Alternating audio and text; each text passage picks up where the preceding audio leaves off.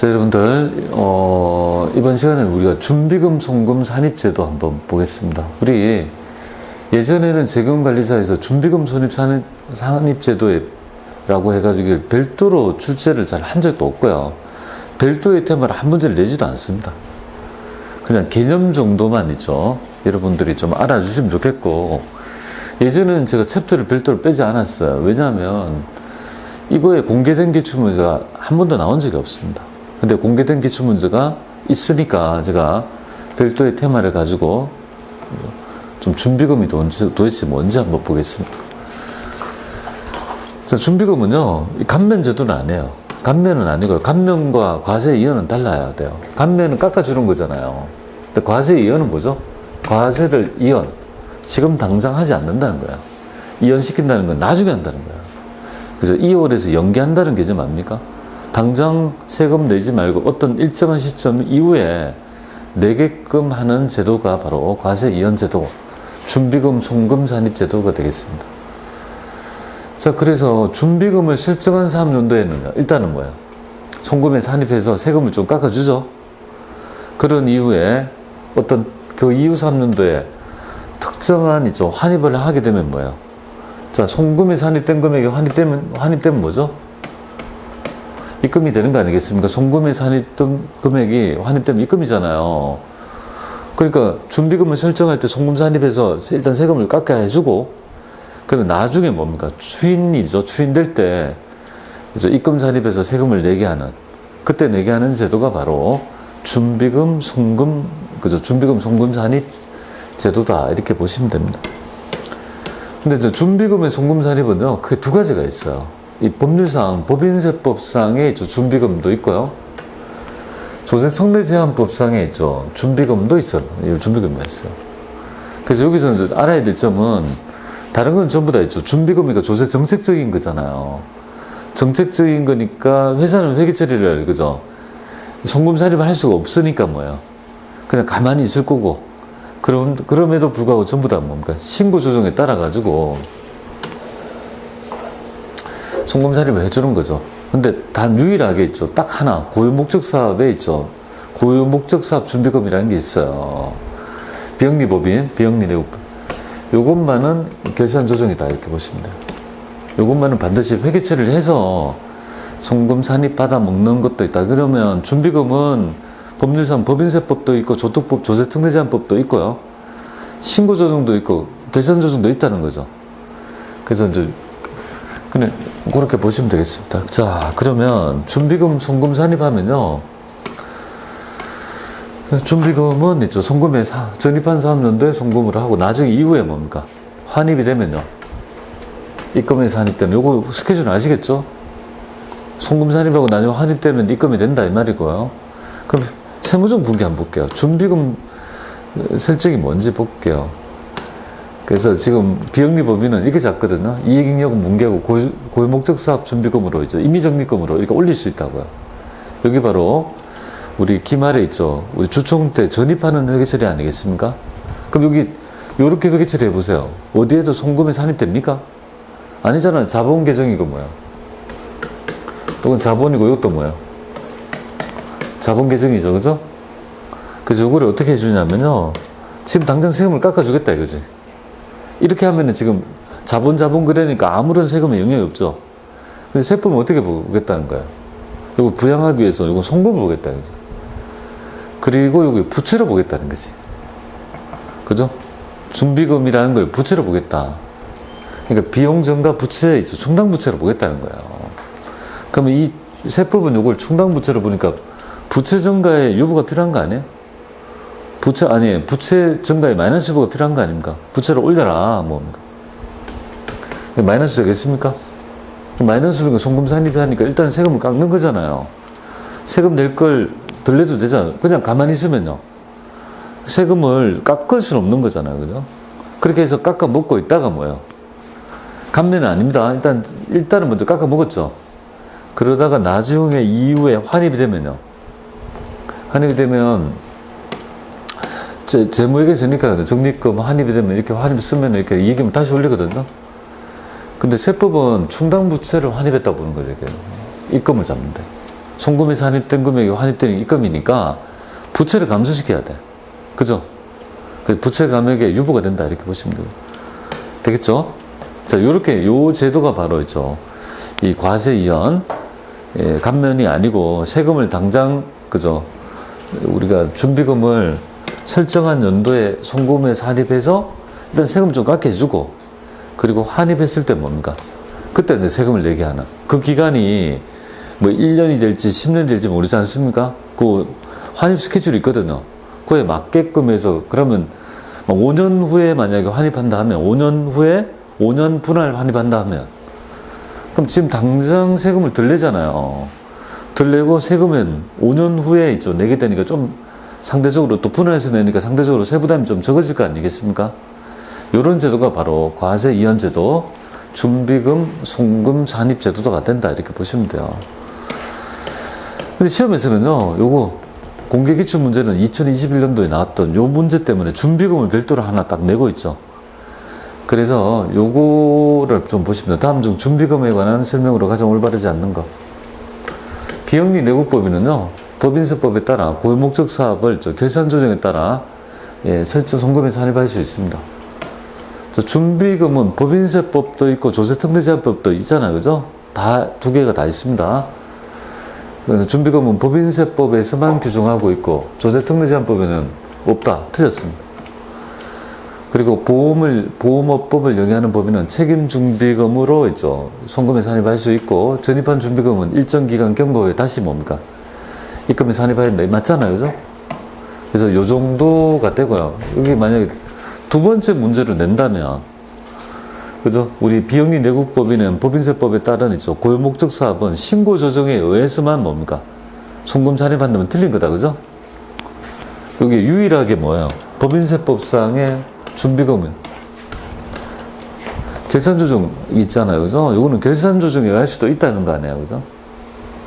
그래서 여러분이 왜 고유목적 사업 준비금을 좀, 그죠? 이거는 뭐 좀 하더라도 이게 왜 중요할까요? 우리 회사가 보험업이 아니면 이거 관계 있습니까? 우리 회사가 보험업종이 아니라면 이거 별로 관계 없잖아요. 그런데 우리 회사가 만약 비영리법인이라면, 비영리법 많잖아요. 그럼 요거에 대해서 혹시 회사 회계처리 비영리법인이 들어갔다면 요걸 알아야 될 거 아니겠습니까? 그래서 이제 결산조정사항이다. 이렇게 보시죠. 그래서 출제된 건 아니지만, 그죠? 무조건 신고조정이라면 아니고, 결산조정도 있다는 정도만 알아주시면, 제가 볼 때는 이 문제를 그대로 낼 것 같은데, 만약에 안 낸다면, 그렇게 내지 않을까, 이렇게 봅니다. 여기까지 하나 챙겨보시면 되겠습니다. 자, 부당이익 계산 부인. 이 부당이익 부상 부인은요, 두 문제까지 나와요. 되게 좋아하는 주제가 되겠습니다. 꼭 알아야 될 개념이 되겠죠. 자, 마지막 이론 파트라고 보면 되겠습니다. 다 해가는데요. 자, 부당이익 계산 부인 규정 한번 보겠습니다.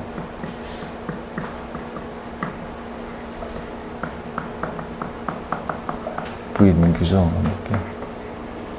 자, 이 제도의 취지 한번 보겠습니다. 법인이 특수관계자의 거래에서 조세를 부당하게 감소시킨다면 이 거래, 너가 행한 행위는 부당하다고 봐서 너가 하는 계산을 부인하고 세법이 생각하는 계산 방법으로 차익이 있잖아요. 그죠? 거래 금액하고 네가 세법이 생각하는 거래 금액에 차익이 있을 거 아니에요. 그 차익을 입금 산입하는 규정이 바로 뭐야? 부당이익 계산 부인 규정이다. 이렇게 보시면 돼요. 시험 문제 두 문제 나올 수 있습니다. 자, 그러면 부당이익은요, 요건이 필요해요. 그 요건이 뭐냐면, 엔더 요건인데 두 가지가 되겠습니다. 부당이익이 되려면 요건이 뭐냐면, 엔더 요건이다. 첫 번째, 특수관계자하고 그래야 된다. 특수관계자가 아니라면요, 부당이익이 될 수 없다. 이렇게 봅니다. 그리고 조세에 뭡니까? 조세의 부당한 감소. 부당한 감소를 이렇게 해야 된다 이거잖아요. 그죠? 그러면, 그죠? 조세의 부당 감소를 얘기하는, 그죠? 어느 정도의 척도를 현저한 이익이라고 합니다. 현저한 이익에 분야가 있다면요. 조세의 부당한 감소라고 볼 수 있다고 보는 거거든요. 그 얘기를 한번 해보도록 하겠습니다. 첫 번째, 특수관계자의 범위는요. 내가 그 행위를 했을 때 시점에 특수관계자임이 되는 거지. 그죠? 그 행위 당시를 기준으로 한다. 이렇게 보시면 되겠습니다. 행위 당시를 기준으로 합니다. 그래서 이런 경우 있잖아요. 기말 현재 특수관계자여야 된다. 그러면 행위 당시는 특수관계자여 있다가 나중에 기말에 뭐예요? 특수관계자를 소멸하면 이걸 적용 못 받는다는 거 아니겠습니까? 그러니까 너가 이 짓을 했을 때 특수관계자이면 되지, 기말이 특수관계자가 아니라 해가지고 적용하지 않는다는 건 잘못됐다. 그 점이 중요할 것 같습니다. 그래서 제가 이렇게 했잖아요. 부당행 계산 부인규정 그 행위 당시를 기준으로 한다. 사업연도 말, 납세무 성립 시점 이런 건 아니다. 항상 행위 당시를 기준으로 한다는 거죠. 그러면 특수관계자는 도대체 뭐냐 이거잖아요. 특수관계자의 범위를 우리 세법에서 규정하고 있는 바가 바로 부당행위 계산 부인규정에서 얘기하고 있습니다.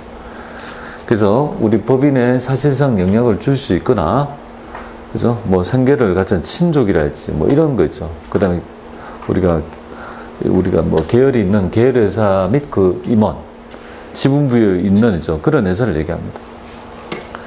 그런데 이제 다섯 번째를 좀 말씀드릴게요. 다섯 번째가 뭐냐면, 해당 법인의 30% 이상을 출자하고 있는 법인에게 30% 이상을 출자하고 있는 법인에게, 이 말이 도대체 뭐냐 이거잖아요. 저 이 얘기를 좀 드릴게요. 요 말이 어떤 의미인지 볼게요. 지금 우리에 있죠. 주인공은 해당 법인이 법인입니다. 우리 회사에 거, 그죠? A 법인이 있다고 할게요. B 법인이 있다고 가정하겠습니다. 자, 우리 회사에 몇 프로 출자를 하고 있다고요? 30% 이상을 출자하고 있는 회사. 그죠? B 법인. B 법인에 30% 이상을 출자하고 있는 30% 이상을 출자하고 있는 있죠.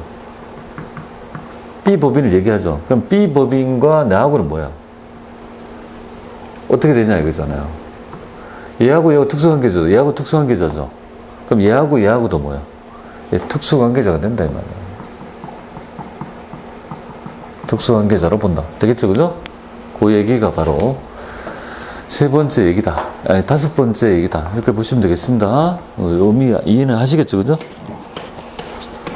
자, 부당행위 개선의 그죠 유형은 가장 대표적인 부분이 바로 고가 매입, 저가 양도, 무상 처리 대부, 이 세 개가 가장 일반적이 되겠네요. 자, 소개 좀 드릴게요. 우리가 자산을 특수관계자하고 거래할 때 있죠. 고가로 매입해줘요. 10억짜리, 1억짜리를 10억에 매입해줘요. 그게 현실적으로 일반 거래라면, 정상 거래라면 그렇게 안 하겠죠. 그러니까 그 거래를 통해서 뭔가 이익을 분할하는 의도가 있죠. 부당한 행위다. 그런 거고요. 두 번째, 저가 양도. 10억짜리를 1억에 팔아요. 아니, 정상 거래라면 10억짜리를 누가 1억에 팝니까? 그럼 그 거래를 통해서 이익을 분할하는 의도가 있는 거죠. 세 번째, 회사의 금전을 뭐예요? 아주 낮은 이율이나 무상으로 저리 대부하는 거. 1억 원을 10억을 빌려주면서 이자 0% 받아요. 그럼 그걸 받아가지고 적금에 넣어놓으면 뭐야? 엄청나겠네요. 가장 대표적인 뭐예요? 부당행위, 도덕적 해결이 되겠습니다. 자, 네 번째 볼게요. 이건 용역인데요. 임차료 같은 거. 금전 그 밖에 자산 또는 용역을 시가보다 높은 이율로 임차료는 차용하거나 좀. 대표적인 거, 나의 특수관계자한테 있죠. 우리가 1층에 있죠. 가게 세를 다른 사람한테 받으면 1억에 1,000만 원인데, 월세. 이 사람한테는 10만 원 받아야 한다. 아니, 안 받거나. 이것도 대표적인 부당행위 되겠습니다. 다섯 번째는 출제는 안 되는데요. 불공정 자본거래, 실권주 재배정에 따라 가지고 부당한 이죠. 불공정 자본거래를 할 수 있죠. 이런 것들도 가장 대표적인 뭐예요? 부당행위가 된다. 이렇게 보시면 돼요. 단 대신에 그러면 여러분 봤을 때 법인의 고가 양도하고 저가 매입은요? 부당행위 계산이 아니죠. 아니, 비싸게 팔고 싸게 산 걸 가지고 뭘 할 수는 없는 거 아니겠습니까? 그러니까 고가로 사주고 매입하고 저가로 양도했을 때 문제고, 반대는요, 부당행위가 아니다. 이렇게 보시면 됩니다. 그러면 부당행위를 판단할 때 조세의 부담감소를 판단하는 기준이 바로 현저한 이익의 분여, 이 개념인데요. 얘는 어떤 거냐면요, 해당 여러분이 거래 금액하고 시가하고 거래 금액이 있을 거 아니에요? 이렇게 해야 되겠지. 거래 금액 없나? 여기 있네. 자, 그게 그래 볼게요. 거래가, 시가. 차액이 있을 거 아니에요. 그래서 이 차액이 뭡니까? 단위당 금액으로 3억이거나 비율로 봐서 뭔가 시가 대비 차액의 비율이 5% 이상이라면요. 이거는 현저한 이익에 부조가 있다라고 본다. 이렇게 보시면 됩니다. 자, 예를 들어볼게요. 특수관계자의 거래라고 가정하고 시가 1억 원짜리를 1억 5천에 고가 매입해 줬어요. 이해되죠? 1억 원짜리를 비싸게 사줬잖아요. 1억 5천에 고가 매입. 그러면 부당이익 계산 유형에 해당이 되죠. 그러면 특수관계자를 가정하고 그러면 현저한 이익의 부조가 됐는지를 봐야지만이 조세의 부담 감소를 일으켰는지를 확인할 거 아니겠습니까? 자, 거래 금액은 얼마죠? 시가하고 차이는? 시가는 1억, 거래가액은 1억 5천. 그러니까 5천이 차익이 되겠습니다. 이 5천이 단위당 금액으로 3억 이상은 아니죠. 그러면 현저한 이익이 아니죠. 하지만 얘는 5화 규정이니까 시가 1억 대비 차익의 비율이 뭡니까? 5천만 원이니까 얘의 비율은 50%니까 5% 이상이면 부당한 행위라고 했으니까 요 시가의 5% 이상이니까 요게 바로 뭡니까? 현저한 이익에 부여가 됐다고 보고 그럼 요거는 부당이익 계산 부인 규정을 적용해서 세무조정을 행한다라고 보시면 되겠습니다. 자, 밑에 하단에 여기처럼 그죠? 우리 공개기출 문제 볼까요? 다음 중 부당이익 계산 부인 규정의 적용 대상이 아닌 것, 이거 뭐 왜 이렇게 잘 나오는지 모르겠어요. 이거 나오고 하나 더 나오든지, 그죠? 잘. 종업원한테 있죠. 사택은 무료로 적용했대요. 김사민은 지배주의 특성이 아니래요. 그럼 뭐 이게 부당한 행위입니까? 직원들 소액주주 1% 미만인 소액주주나 임직원 종업원한테 사택 같은 거 공짜로 줘서 운영하게 그게 살게 하지 않겠습니까? 그럼 부당행위 아닙니다. 아닙니다. 그럼 정답 1번이고 나머지는 임원, 임원이 특수관계자죠. 근데 이거 보니까 뭡니까? 양도했다. 저가 양도죠? 유형에 해당이 되고 차액이 뭡니까? 1억 원이니까 시가 대비. 시가 8억에 1억이 차익이니까 해보면요. 한 14%쯤 돼요. 12%? 그러면 뭐야? 5% 이상이 차이 나니까 이거 부당행위. 무이자, 대표이사, 특수관계자, 업무와 관계없이 무이자 조건으로 돼요. 금전 대부는 뭐야? 거기에 유형에 해당이 되고요. 아무런 무상이라 할지 저리 부당이겠죠. 대주주인 특수관계자 토지를 1년간 무상으로 임대했다. 임차를 하나도 안 받아요. 이것도 부당이 되겠습니까? 이걸 판단하는 거 어려운 게 아니지 않습니까? 1번, 그죠? 부당이익이 아닌 거. 이거 뭐 그냥 자주 나온 것 같아요. 자, 그러면 여기서 이제 시가를 판단하는 기준을 말씀드릴게요. 시가. 왜냐하면 이게 지금 현재 그죠? 거래가액하고 시가를 만약에 판단해서 차익을 내야 되니까 시가라는 개념을 알아야지만 이 차익을 우리가 구할 수 있는 거 아니겠습니까? 시가의 개념은요, 이해관계 없는 제3자 간에 이루어지는 합리적 가격을 시가, 시장 가격이라고 합니다. 그러면 만약에 그 시가가 있다고 하면 뭐예요? 그 시가를 적용해서 차익을 뽑아내면 되겠죠? 그래서 그 원래 시가를 뭐라고 합니까? 본래적 시가라고 합니다. 근데 시가가 불분명하다는 경우가 뭐죠? 시가를 잘 모르겠다 이 말이에요. 그러면 시가를 잘 모르면 거래가는 알고 시가를 모른다면 차익을 못 뽑아낼 거 아니겠습니까? 그럼 판단을 못 할 거 아니겠습니까? 그렇다면 본래적 시가를 대신할 수 있는 대용 시가가 필요한 거 아니겠습니까? 대신 사용할 수 있는 시가가 나와야지만이 우리 차익을 구할 수 있는 거 아니겠습니까? 이거를 바로 대용 시가라고 합니다. 대신해서 사용할 수 있는 시가. 이건 순차예요, 순차. 순차란 말은 순위가 있는 거잖아요, 그죠? 그래서 일단은 감정을 받고 그 다음에 감정가액이 없을 때 보충적으로 뭐야? 상속정해세법상의 보충적 평가 방법에 의해서 시가를 적용한다 이렇게 보시면 돼요. 감상순이라 이렇게. 그죠? 뭘 감상하는지 모르지만 여기 순차니까 뭡니까? 네, 감상순이에요. 감상순으로 있죠. 우리가 적용한다 이렇게 보시면 됩니다. 자, 그러면 이제 주식의 시가는 그죠? 감정을 못 받아요. 그래서 주식의 시가는 바로 뭡니까? 그다음 바로 상정서법상의 보충성 평가라는 방법을 보시고요. 금주는 금액을 결정하는 게 이자율이잖아요. 그래서 그 이자율에 따라 가지고 금전이 결정되니까 이자율은요. 우리 원칙이 그 기업의 평균적 이자율을 쓰고요. 그게 없다라면 정부 고시 이자율인 당좌 대출 이자율을 사용한다라고 보시면 되겠습니다. 그 정도 알고 요 규정이 바로 뭐예요? 가지금 인정이죠. 우리 무엇을 배웠잖아요. 거기에 대한 얘기다 라고 보시면 되겠습니다. 이거 보겠습니다. 다음 중 법인세법상의 부당이익 계산 부인 규정으로 옳은 것을 모두 골라봐라 이렇게 되어 있습니다. 자, 법인이 특수관계자 나왔죠? 무수익 자산을 8억 원에, 그러니까 수익이 나지도 않는 자산을 8억 원에 고가로 매입해 주죠. 가장 대표적인 고가 매입, 부당이익 계산의 가장 기본적인 거 고가 매입, 요거 부당이익 계산 부인 규정, 고가 매입 첫 번째 됩니다. 두 번째, 부당이익 계산 부인 규정은요, 법인의 특수관계 있는 자를 대상으로 하죠. 그런데 그 자 간의 거래를 전제하지 않는다. 아닙니다. 특수관계에 있는 자 간의 거래를 전제하는 겁니다. 그럼 니은은 다 틀렸겠네요.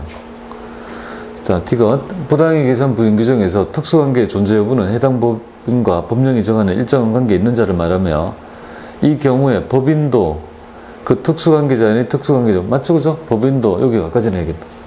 특수관계 있으면 그 법인과 그 법 사이도 뭡니까? 특수관계인으로 본다. 네, 맞습니다. 이것도 맞는 얘기고, 부당이익 계산 부인 규정을 적용할 때 시가가 불분명하다면 어떻게 해야 됩니까? 이 감정을 먼저, 감정술이죠. 감정을 받고 그 다음에 그 가액이 없다라면 뭐야? 상속 증여세법상의 보충적 평가 방법을 사용해야 되죠. 근데 감정한 금액과 상속세 증여세법에 따른 평가면 중요해요. 평가 중 큰 금액을 시가란 이런 거 없습니다. 이런 규정이 없어요. 그러니까 틀린 거는 니은이 다 틀렸으니까 니은 다 치고 리얼 다 틀렸으니까 답은 2번밖에 없겠네요. 기업과 D가 어디 있죠? 이 두 개가 맞는 정답이다 라고 보시면 되겠습니다. 자, 부당이익 계산 부인 규정의 유형 중에 고가 매입 볼게요. 고가 매입은 저가 매입은 부당이익이 아닌데요. 한번 예를 들어 볼게요. 대표이사 특수관계자 시가 70 토지를 1,100만 원에 고가로 매입했다. 30이 차이 나죠? 그죠? 그러면 우리가 특수관계자의 거래인데 일단은 단위당 금액 30밖에 안 되니까 3억 원 이상은 아니고 시가 대비 30만 원 비율을 하면 70만 원인데 뭐 시가는 차이가 30만 원이니까 한 뭐 얼마가 되지? 뭐 3 나누기 7 하면 한 40%좀 되나? 42.9%좀 되네요. 그럼 5% 이상 나지 않겠습니까? 그러니까 이거는 그죠? 부당이익가 맞구나. 이제 판단됐죠? 그럼 부당이익으로 본다면 어떻게 보느냐 하면 이 자산은 지금 100만 원에 그죠?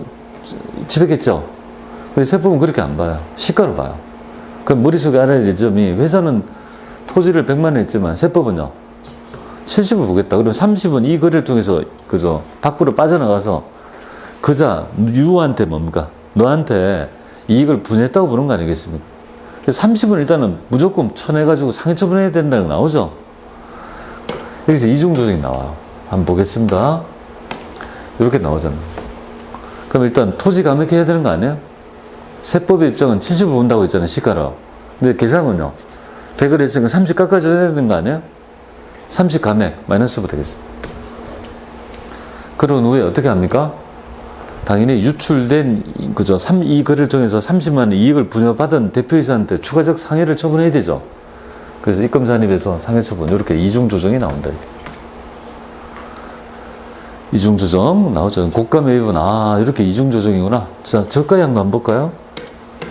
저가양도는요, 90만원짜리를 장부금액 있죠. 95만원짜리를 시가, 뭐야, 이거. 자, 시가 90만원짜리 얼마에 양도한 거예요? 50만원에 양도했죠. 그러면 특수관계자한테, 그죠? 여기 대표이사하고 거래라고 가정하면, 특수관계자, 우리가 차익이 5% 이상 차이 난다는 거 알 수 있지 않습니까? 그죠? 왜냐하면 시가가 얼마예요? 90. 차익은 뭐예요? 40. 그러면 90분에서 하니까 약 한 50% 가까이 되지 않습니까? 한 45% 가까이 되지 않습니까? 그러니까 이것도 부당이익이죠. 그러면 한번 볼게요. 여기서 여러분이 알아야 될 점이 회계처리가 몰라도 돼요. 일단은 이 거래에서 차익이 시가하고 저가 양도의 차익이 40만 원 나는 거 보입니까? 이거? 아, 시가대로 판 게 아니라 얼마에 판 거야? 50에 40만 싸게 판 거 아니에요. 그러면 40에 대해서만 뭐야? 분명히 40은 대표이사한테 이 거래를 통해서 이걸 부정할 권 아닙니까? 그러니까 40이 일단 상회가 돼야 되겠죠. 자, 자, 밑에 40이 됐지 않습니까? 얘는 이중 조정이 나오지 않습니다. 얘는 어떻게 되죠? 이중 조정이 나오죠. 왜 국가 매입은 이중 조정이 되고 저가 양도는 왜 이중 조정이 되지 않을까요? 한번 생각해 보세요. 여러분들 유보라는 건 뭐죠? 유보와 마이너스부라는 건 내가 가지고 있는 자산 부채 중에 차이 나는 거를 그저 표시하기 위한 거 아닙니까? 근데 지금 팔았다면 있죠. 팔았어요. 지금 토지를 팔았죠. 팔았다면 유보와 마이너스라는 게 있을 수 있나요? 있을 수가 없어요. 팔았으면 뭐 주체가 있어야지 그거를 뭐야.